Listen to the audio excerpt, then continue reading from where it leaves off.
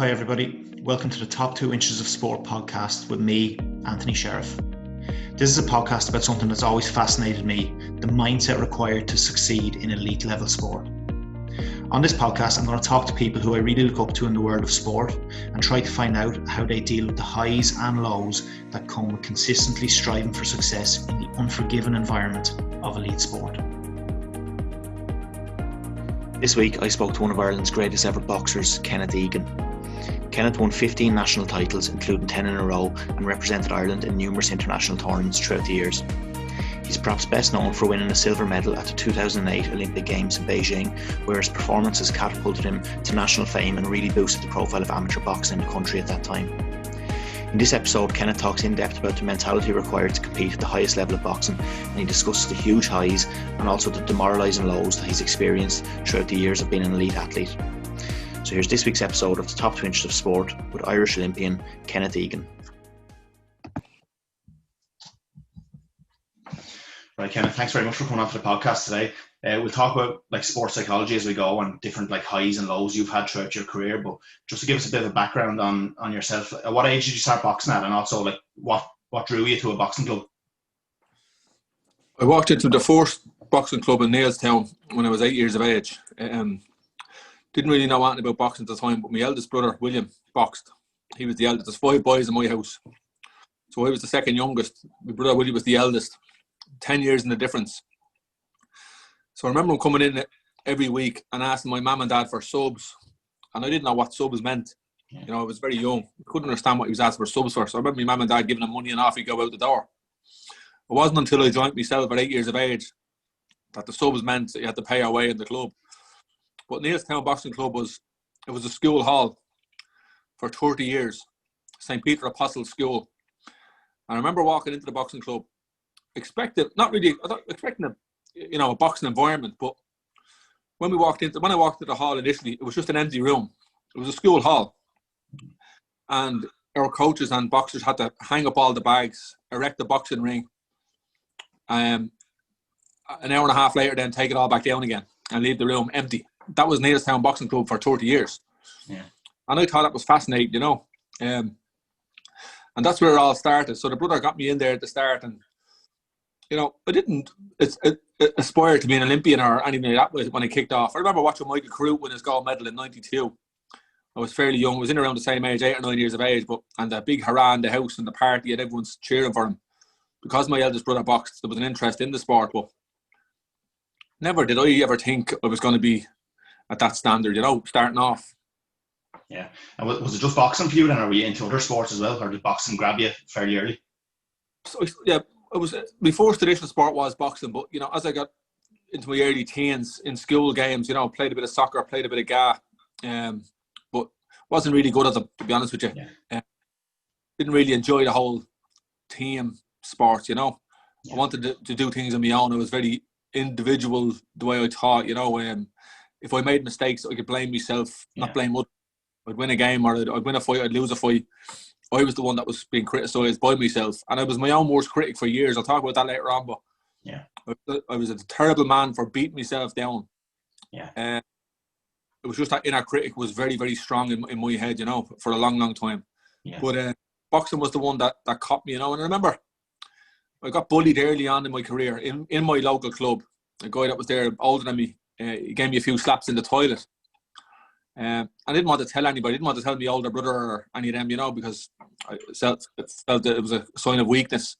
So I sucked it up. But many months later, that guy left and came back to the club, and I asked him in for a spar. And let it be said, I got my own back on him. But, you know, that precise event that happened in that toilet, that could have turned me away from the sport altogether. And I could have left the club, you know. So, and there was lots of times where I wanted to retire. Like, my career is not a perfect straight line from A to B. Many times I wanted to retire. And even as we go on, like, it was like my first 3 All-Ireland finals. I boxed in the National Stadium, the big stadium with the big ring in front of my family and friends. I got beaten in 3 finals. Year after year, just reaching the finals and getting beaten. And wanting to give up. I was heartbroken, you know, young lad wanting to try and be champion of Ireland. And it was a massive thing back then to be champion of Ireland. I won the Dublins a few times. I was the best in Dublin, but I I wanted to have that cert on the wall, Irish champion. And that eluded me for 3 years, 11, 12 and 13 years of age. You know, when you're finding your hormones and you want to be a winner and, you know, you want to do things well. But failing, you know, failure's all over my career. And I could have walked away at 14 years of age, but I came back. And I won my fourth All-Ireland title, the fourth attempt. I went on then to win 15 Irish titles after that. Yeah. You know, so could have easily went another way then as well, you know. Definitely, yeah. We will talk about like those low points in your career, and you've touched on a couple there, like obviously losing the 3 in a row. But although you probably contemplated giving up then because you're at such a young age, I mean, many young lads could just jack it in at that stage. But do you reckon that helped you? Did those kind of failures, if you like, give you even extra motivation to think, well, I've got that close, I am going to kick on and get that Irish title, even if it is only one? I know it was obviously more than one for you, but did that help with your motivation? I knew I wasn't the most talented person in the room. Okay, in our boxing club in Leestown, there was great talent there, but there was lads that weren't very disciplined, and you know they turn up some nights, they go and they disappear for a few days, then come back and they'd be overweight and all these things. But there was one thing I was there on time. I trained hard. I tried to learn my trade as best I could. So I gave myself every opportunity to try and win an Irish title. But I just think I just wasn't good enough at the time, and that 100% self-belief wasn't there. And you'll hear it again, but the self-belief, the lack of self-belief I had in my career right through the years. But when I took that step and finally won the Irish title, I felt like I belonged. That was it then. I was part of that group, elusive group of Irish champions. And that was fascinating for me. It was fantastic. The Irish champion of the country at 14 years of age. And that was the icing on the cake, you know? Yeah. Now, you said like when you watched Michael Carruth win in the Olympics, you weren't necessarily aspiring to be an Olympian yourself. But once you started picking up All-Ireland titles, can you remember a moment where your kind of motivation goes from national titles to actually I can achieve something, I can become an Olympian, I can achieve international medals? Can you kind of pinpoint a time in your life when that kind of motivation changed? Like, if you fast forward a number of years, right through the junior cycle and intermediate, I remember fighting the intermediates. I was 19. Sorry, I was 18. And I wasn't going to enter the intermediates because I had a bit of an injury, but I entered them anyway and I won them. And 3 months later were the senior championships. And I was just turned 19 when I boxed in my 4 senior championships. And I wasn't expected to win them. Yeah. I was at middleweight, where I went on to win them. And, you know, that kind of reinforced, you know, I'm up with the big boys now. Because I remember going to watch the senior championships as a young lad. And, you know, to watch these boys standing on the podium, Irish champions, men, these are men, you know, stand up there, champion of the country, senior champions. This was amazing to me. But to get the opportunity to get into the ring and mix it with these boys. I remember sparring a guy called Kevin Walsh, who was senior champion the year previous, about 2 months out from the seniors, and I got the better of him. Now, I was only 18 at the time. He was in his mid-20s. And then that little spark in my head, I actually do have talent. I am actually good. I can mix it with these boys. These are the tip. He's the senior champion, and I'm actually beating him here in the spar. So it was those small little things that reinforced in my head. I am good. I can mix it with these boys. But then it was going out just to prove it. Then was another thing, which I did do in national level. But international level was a different kettle of fish because that was a bigger beast that I had to get to kind of maintain or to I suppose control, because that was bigger than me, and I that was another obstacle I had to kind of scale, was the talent that was outside of Ireland. Again, I beat myself up. I can't be as good as them. I'm not as good as them. I can't stand on podiums with these guys.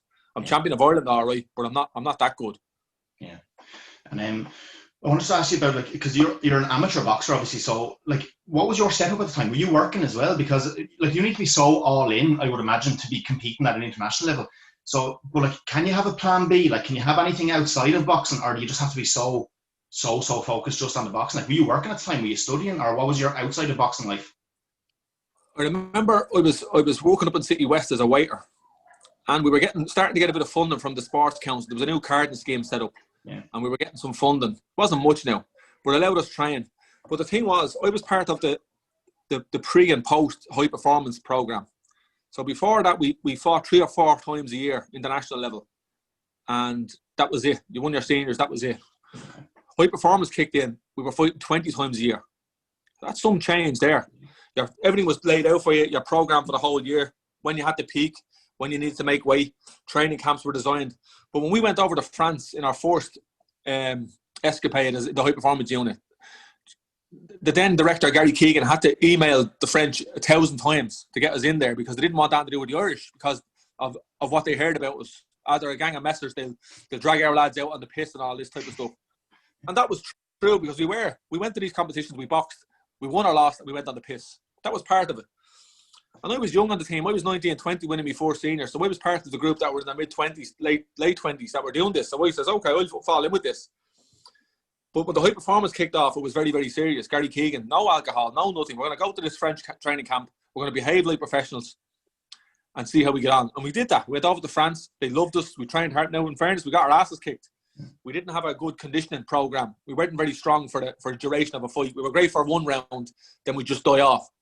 That was the Irish. That's what we were known around Europe. The Irish are great for a round. Once you hold on to them for a round, that's it, then they'll die off. So we need to change that kind of a program that we had. So we need to build our conditioning. So we learned from the French. Then we went to Germany then. And we were learning all the time, even though we were getting beaten, but we were learning. And the high performance was coming together. And we were all making mistakes, the boxers and the coaches, because it was all new to us. And it was outside criticism from the media and saying it's not working and you aren't getting people qualified and all these things. And I remember Andy Lee was the only one that qualified in 2004 for the Athens Games. Yeah. Now, he was younger than me, and I was very pissed off that he qualified and I didn't. An exceptional talent. And I remember Billy Walsh calling me to ask me to go to a training camp with him and Mandy. Only 2 of them travelling over to France for a pre-camp before Athens. And I didn't want to go because I was full of remorse and pissed off with the world, you know. Wanted to retire then again as well. But I decided, you know what, I'm going to go over here and keep Andy company. And I went over, we trained for the week and a half or 2 weeks together. But remember on the last day, we were both packing our training gym bags.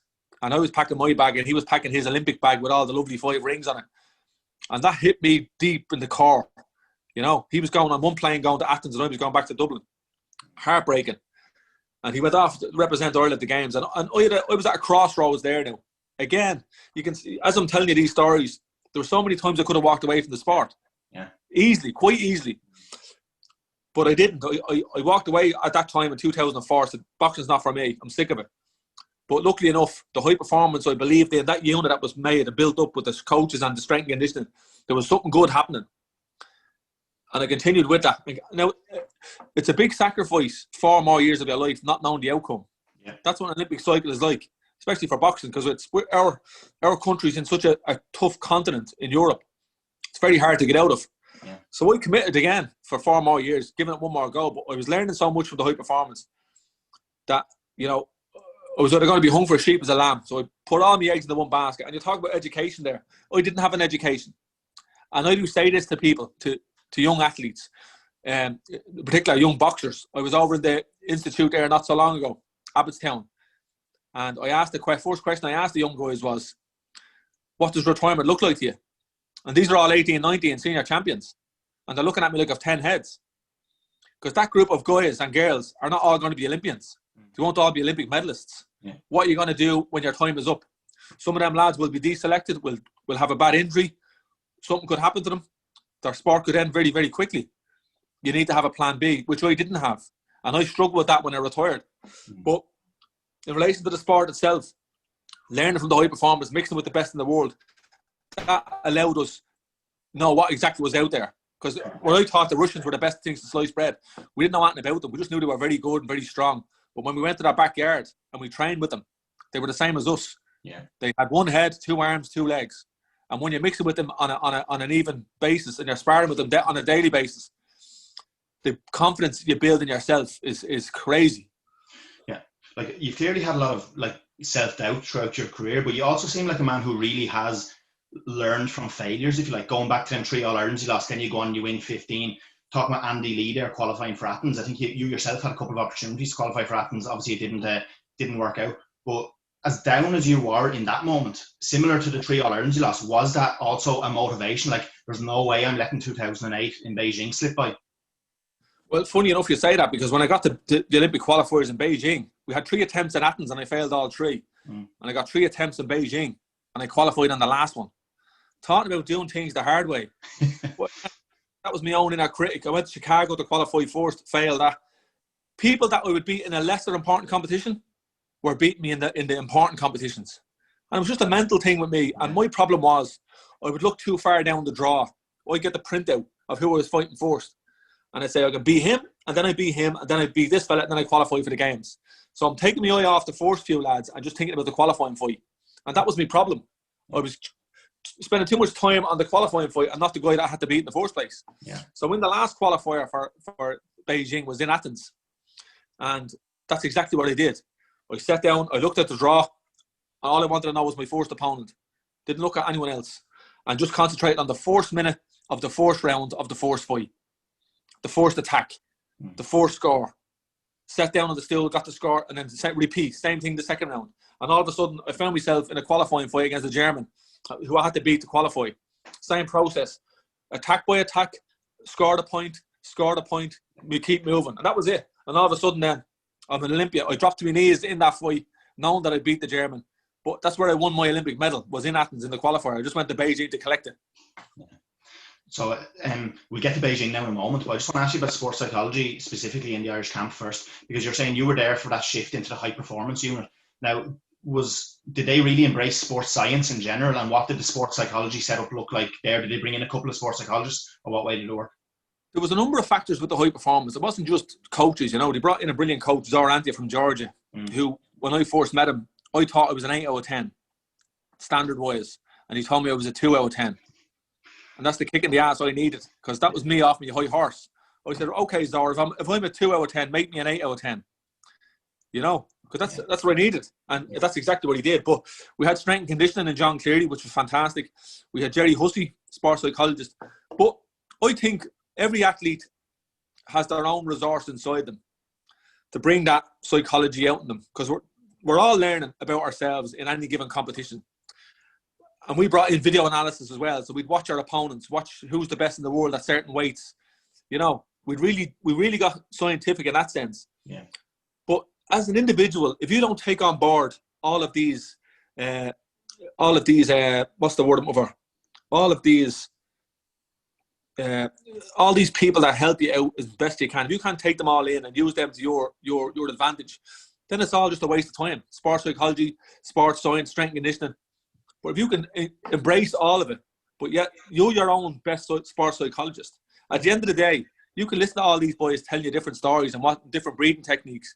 But when that bell rings, you have to put all that into practice. Yeah. You know, and there's another thing I learned, a valuable lesson about myself was, when we were in the high performance, we were sparring a lot all the time in the ring. We spent a lot of time in the ring. And I got so dependent on instructions that that's all I lived for, was instruction. Okay. So Zora spotted this brilliantly. He spotted this. And all of a sudden then, instruction stopped. When the instruction stopped, I was like a fish out of water, because I was too reliant on them. Yeah. Whereas he needed to say, Kenny, you need to think for yourself. You know all the drills, you know all the attacks, you know all the defense. You have to think for yourself. And that was a fantastic lesson I learned, because I was too dependent on these people. And they made the mistake by giving us too many instructions. Yeah. You know what I mean? So it was a to and fro, and there's great learning in that, you know. Sorry, go on. Yeah, no, go ahead. Yeah, so I just want to ask you kind of about working with the sports psychologist, because I know you're talking about breathing techniques there, but I just want to ask you if you ever use them just for a chat to clear your own head, because I actually listened to a speech you gave last year. It's on YouTube, and just when I found out I'd be speaking to you this week, I went and I watched it back, and there was one quote you said in particular. I have it written down here. You said that you were traveling the world, you were living out of a suitcase, but you said you had these constant thoughts that you were a waster, you were a failure, and that you'd never amount to anything, and this was your mental pattern throughout your career traveling the world, which to everyone else probably sounds nuts, because, you know, we're looking at you, you're boxing for Ireland, probably thinking you're living the life, you're one of the most confident men in the country, but you're there thinking like, you know, constantly thinking you're a waste, and you said this was constantly your mental pattern. So I found it interesting. Like, did you speak to a sports psychologist, or did you speak to anybody about how you were feeling at that time? I remember coming up close to the last qualifier. Now, this was like touch and go at this stage. This was one more chance to qualify. This is my 6th attempt in total for Olympic Games, 3 in Athens and 3 in Beijing. And I remember walking up and down the office in Gary Keegan's, up in his office, and I'm panicking. But he had me speak to Phil Moore, who was from the Institute of Sport. And what I was doing again was looking too far down the line. And I was almost blind to what was going on in front of me at any given moment. And that was my problem. I was jumping too far ahead all the time. In competition, who was going to beat next and who I need to beat to qualify. And Phil Moore said, Kenneth, stay in the here and now. And he talked about when you get into your car in the morning when you're going to the gym, think about sitting in your car. Think about putting your key in the ignition. Think about putting your gear stick into fourth gear, turning on the radio, listen to what song is on the radio, you know, really bringing it right down to the here and now. And I thought that was fascinating, because then that stopped me from fantasizing. Yeah. And, you know, going off in tangents and not concentrating on the job in hand. So when I had a weight session, I concentrated on a weight session. I wouldn't think about the spar later on that day. And that in itself let go of all that stress and anxiety that I had about trying to qualify. And once I had that, and that was through my career, because I was 10-time senior champion, but I knew I was better than that. Like, the people looking in would say, that's an amazing achievement. But 10-time senior champion meant nothing to me unless I was Olympian. Do you understand? Yeah. I wanted to be the Olympian so bad that it nearly killed me. Yeah. But once I qualified in Athens that time, the pressure was off then. That's all I wanted, was to be the Olympian. Get that tracksuit with the 5 rings. And that allowed me then box the way I boxed in Beijing. Yeah. What is the preparation for Olympics like mentally? Like, obviously, it's probably physically, it's so grueling. Was it a very, like, mentally fatiguing time? Was it very stressful? Or were you just absolutely buzzing because you said you always just wanted to be an Olympian? You've arrived, it was almost like, I'm just going to enjoy it? Or was it very kind of a stressful time? Like, we had heard stories of world champions going to Olympic Games and getting beaten in their first fights because of the environment and the surroundings and the awe of it all, you know? Yeah. I was never a world champion, so I don't know what that's like. But when we went to the games, remember we got there early and we left all our training gear there and our suits and stuff and flew out to Vladivostok to train with the Russian #1 team 3 weeks before the games. Now, I thought this was ludicrous. That's my own self-doubt again creeping in, thinking, why do you want to spar the best team of the world and get bashed up 2 weeks from the games? But Zora had this brainwave, we need to mix it with the best, finish off on a high. And I always trusted Zora 100%. And I went with this, and we trained out in Vladivostok with the Russians for the 2 weeks. And on the last day, I had a spar with Artur Beterbiev. Yeah. Right? Now, Zora had a dream that me and him would meet in the Olympic final, and that I'd beat him in the final. Okay? So we had this spar anyway, and it was a brilliant 4-round spar, and it was neck and neck. Now, this fella was world champion, European champion, everything, prime for the gold medal in Beijing. But I held me on with him. And that's when I knew, in that spar, I knew, I'm ready for these games. And I said to myself, whoever beats me in these games, I'll shake their hand and wish them the best of luck. Because I know I'm going in here super shape, ready to go. So straight away I was taking the pressure off myself, I have to win fights, I have to win a medal. Don't have to do anything. Just go out and enjoy myself. And what we always said is, amongst only 5 of us on the team, it's all about performance. Going out there and giving everything you have for those 4 rounds. And if you win, you win. If you lose, you lose. Just enjoy it. And that's what we did. And all of a sudden I found myself in an Olympic final. Even in the changing room before you were going out, even like for all the lead up to the final, like the quarterfinals, the semi-finals, in the changing room, would you say you were very similar to how you are just in an All-Ireland final, in like a European Championships? There was no real difference in the actual changing room for you? Funny you say that, because when I was 9 years of age, right up to sitting in that Olympic changing room, I do always experience the same thoughts. And 15 minutes before I go out to fight, I wrap my hands. I don't like big long warm-ups, and billions know all this, so it's just a short warm-up, pad work. But as soon as I get my hands wrapped, all the joking and messiness, it stops, and I zone in on the job in hand. Yeah. So we probably do different pad work for different opponents and stuff. But once the pads are on, that's it. But there's a thought comes into my head every time, for every fight, whether it's an Olympic final or an All-Ireland final or a Dublin final. I'm sitting in the chair and I think to myself, what the hell am I doing here? I must be mad. Because I'm going out to fight someone. Yeah. Someone's got to punch me in the face. But that's just the nerves kicking in to let me know that I'm alive and I'm ready. Yeah. You know, I'm switched on. Right, I'm good to go now. And that's a good thing when you have nerves, you know. Switches you on, makes you more alert. But I've never forgot that right through my career. And it wouldn't be what the hell I'm doing here. It's what the F am I doing here? You know? Yeah. What about Olympic final day? You wake up, you go down to the weigh-in. Like, are you aware of the kind of hysteria at home? Because at that games, I'm sure you know, there was 51 Irish athletes. There was, out of those 51, there was 5 boxers. Ireland won 3 medals. Our 3 medals all came from those 5 boxers. So, I mean, I remember it well. Like, I think I was 17, 18 at the time, and there was a good bit of hysteria at the time. Like, how aware of that? Are you even just going down to weigh in the morning, or are you able to just almost block it out because you can't control all of that?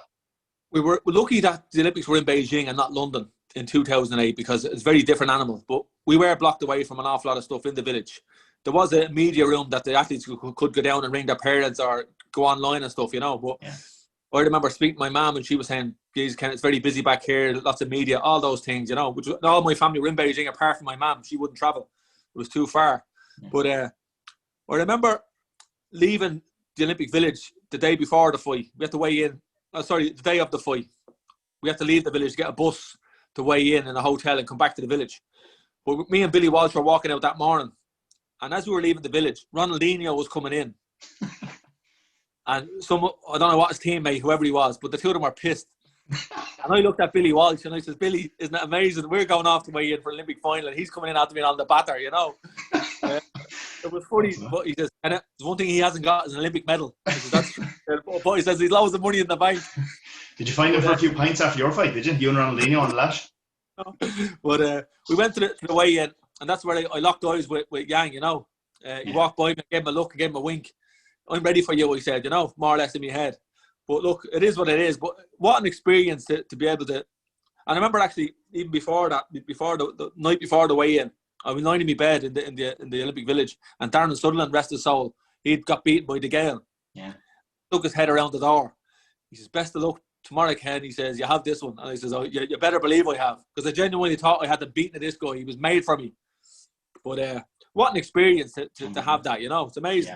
Yeah, unbelievable. But when you came home, then, like I said, we only had 5 boxers, and we only won 3 medals, 3 of those medals from the boxers.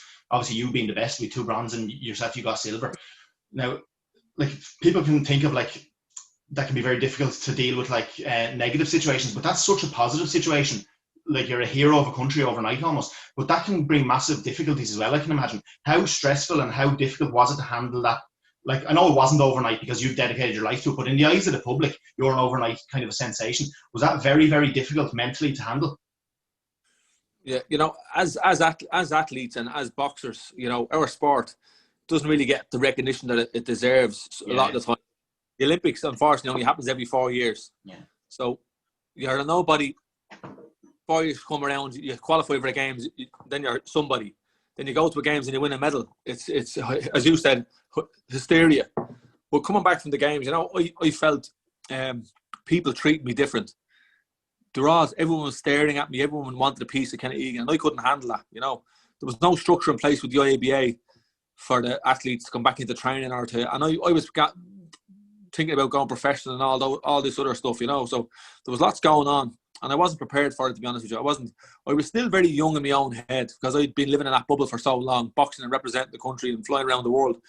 I didn't really know what real life was all about until I come home then, and I still didn't even know until I got my shit together. But it was a crazy time, but now great, in fairness, coming home and meeting all the kids and setting a good example, and, you know, getting boxing back on the radar. Boxing clubs were starting to fill up again and all those things. But for myself personally, I found it tough, the instant fame piece. I found it very hard to fathom why people wanted so many photos with me and wanted to touch me and wanted a piece of my hair and stuff. You know, I'm just a normal lad that boxed for Neilstown Boxing Club that just loved boxing. Yeah. And I walked through that airport many a time with a medal and there'd be no one there, you know. But this time it was very different because it's an Olympic medal. It was quite strange and bizarre. Yeah. Was it the fact you're almost climbed your Everest almost? Like, you hear people talking about that once they achieve kind of their lifelong dream, that then, like, the high of that is matched almost straight away by the low of it. Was it the fact that you had reached your goal? Did you feel like you almost had no real goal left, or were you actually focused at that stage on going to the next Olympics and trying to get gold? I think because I didn't qualify in Athens 2004 and sacrificing 4 more years of my life for Beijing, that was my Everest, you know, to become the Olympian and represent Ireland at the games. But then the icing on the cake obviously was reaching that peak of getting onto the podium. And I do give talks to companies and to schools as well about high performance and recovery and resilience and all those things. But a lot of people that climb Everest, 80% of the people that die, it's on the descent. Yeah. And that's exactly the way I was. You know, it took me 18 years to get to that peak of my Mount Everest. 18 years when I first laced the glove to when I stood on that podium. And it took me 2 years to hit rock bottom. You know, from 2010 to 2012, I was in a very, very bad place with alcohol and just madness. And, you know, I cursed that medal many a time. Didn't want that to do with the medal. Didn't want people recognize me. Didn't want people annoying me around that piece, you know. Until I got my sobriety in 2010 and got myself together. Maybe in 20 years' time or 30 years' time, I'll sit down and I'll take the medal out to my grandkids and tell them the story about the Olympics. But back then it was different. It was different, you know. I coursed it for many a year. Yeah, so you did mention there you had like obviously the issues with alcohol at the time. Do you think did that come almost as a result of the fame from the Olympics, or was that something that maybe you had been experiencing throughout your career, but it just reached a bit of a tipping point after the Olympics? I was always drinking, you know, in between training camps and in between competitions. Never really accepted that I was alcoholic, to be honest with you, because I was a high performance athlete. But only for winning the medal in 2008 progressed that addiction on even more.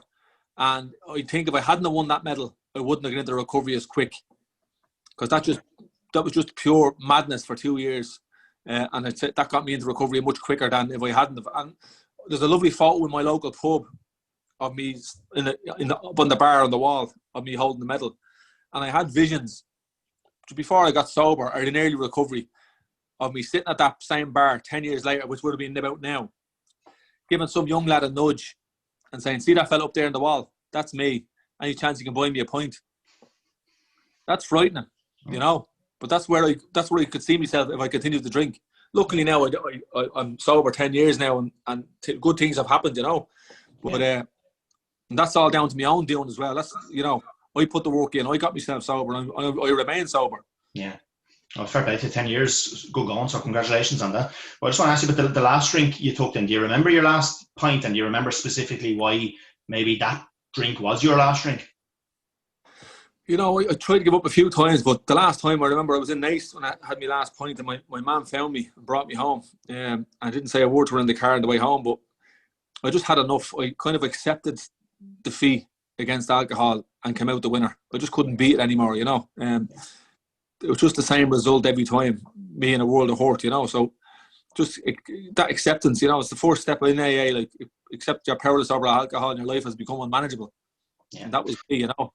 So just accepting that and moving on and saying, you know what, it's not for me anymore. Alcohol, it just doesn't agree with me. I'm allergic to alcohol, and that's it.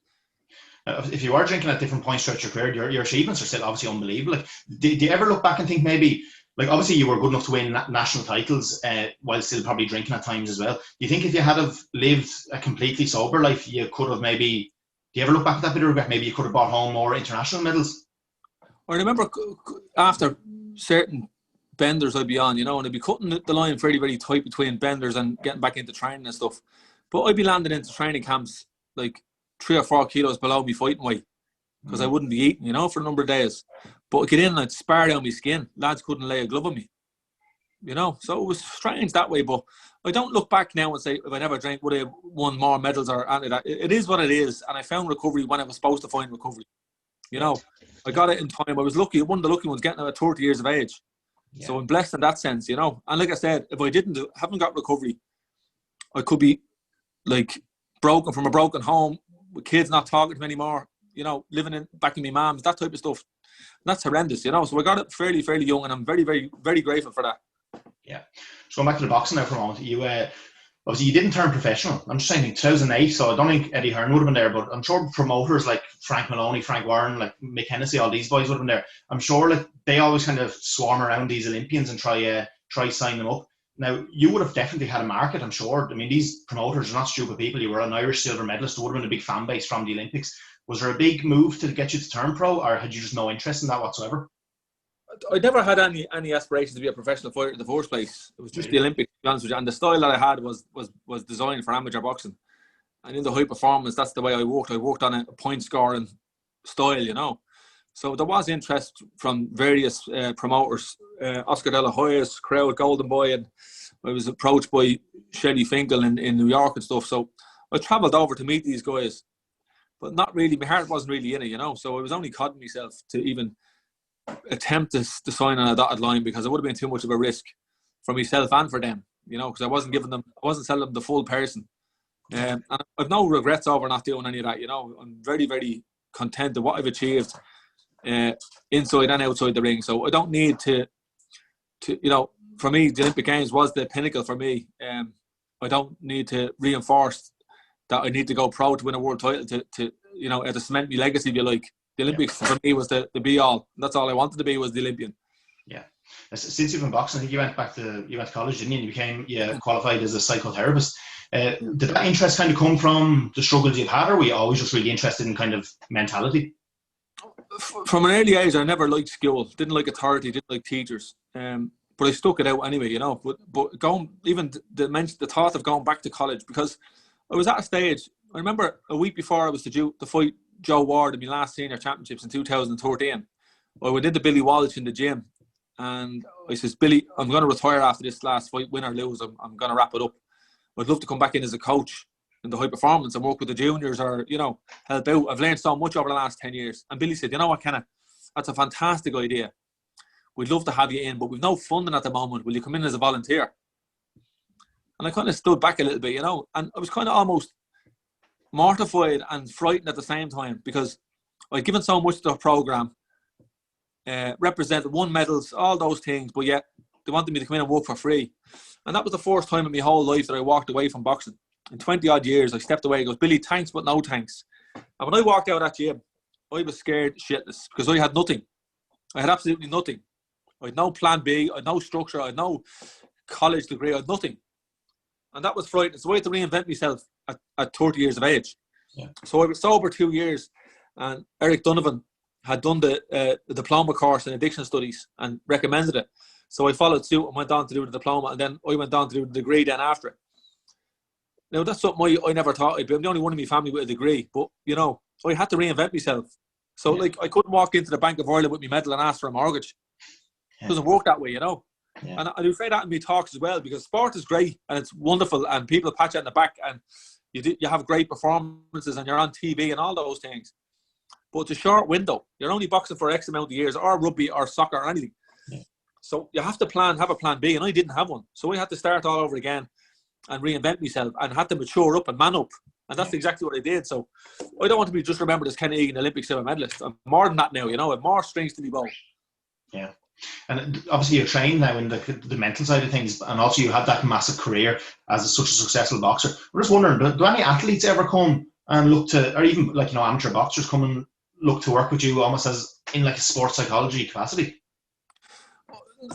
I would talk to a few athletes now in around high performance and the mental side of it.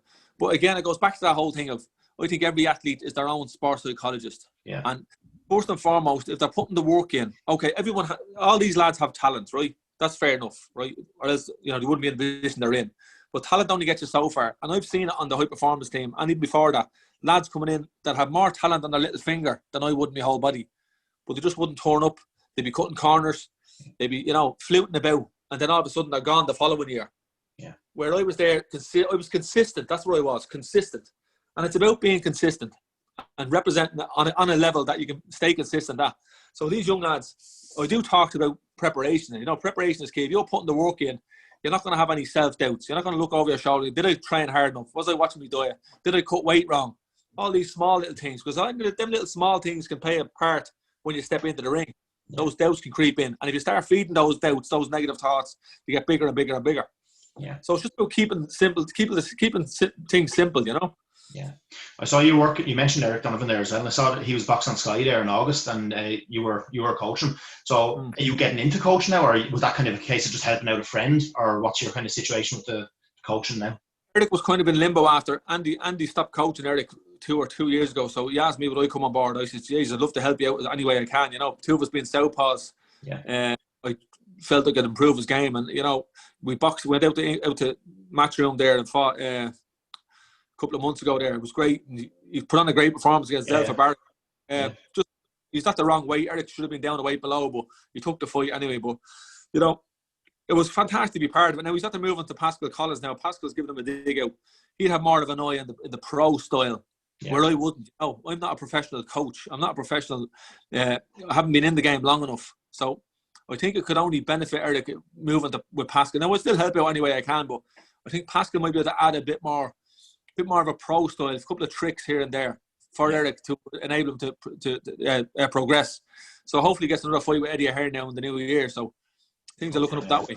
Yeah. It was brilliant hearing about your career, but I have two questions that I ask everyone just to finish off with, just about mentality. So the first one is, what athlete in the history of sport, it doesn't have to be a boxer, it can be any sport, do you admire most from a mindset, mentality point of view, and why? I watched The Last Dance there recently, Michael Jordan and his will to win at any cost, I would have loved to have 1% of that. You know, I did class myself as a yes man a lot of the time and a people pleaser and just go with the flow just to save any arguments. But if I could turn back time, I'd be more like him. You know, straight down the middle, straight as a dice, say what I thought. And just his drive to bring those guys on was just phenomenal. And if I had an ounce of that, I'd be some operator. Yeah.